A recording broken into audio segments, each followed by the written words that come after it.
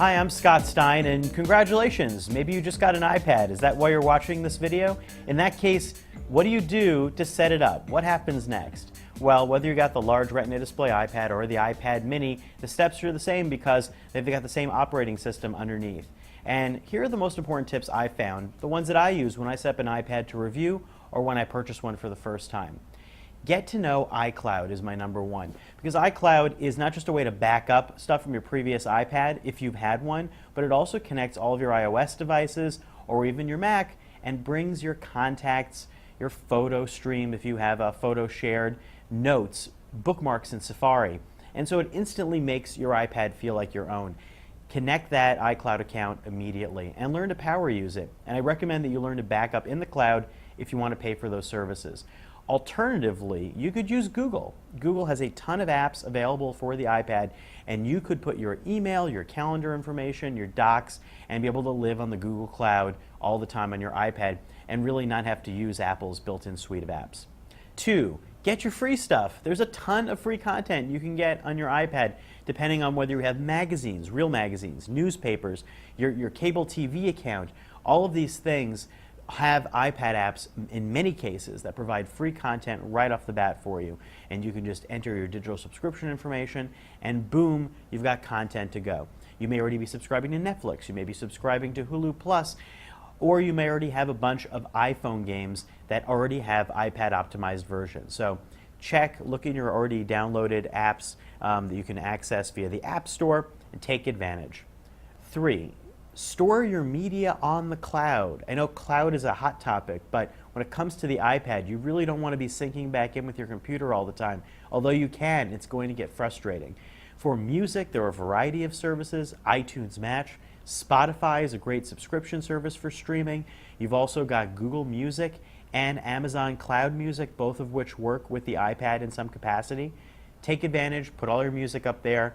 For video, the same thing. You've got not only iTunes, but Amazon Instant Video, Netflix, a lot of different ways to rent and access videos. And for books, same thing. Amazon, the Nook, Google, and iBooks.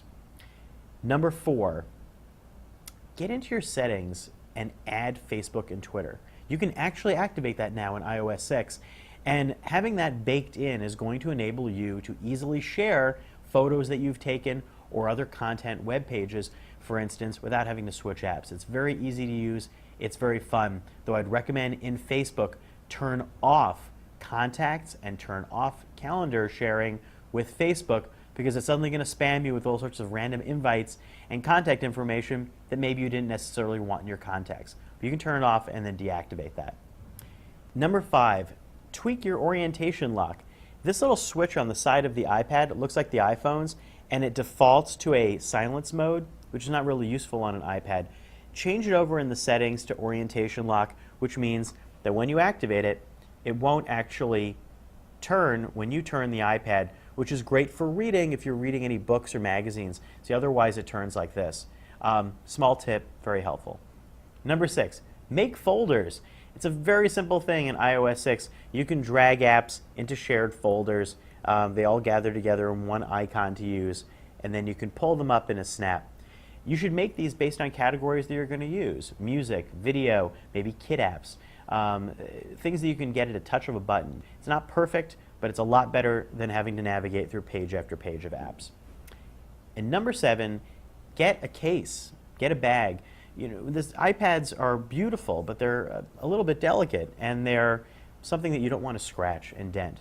And when you get them out of the box, they don't come with anything. Now, the smart covers are a really nice way to cover up the top, but they don't protect the back. I like to get a back cover as well, or you can go with slip cases. Also, a great direction to go is maybe some sort of iPad-friendly small bag that you can then put the iPad into.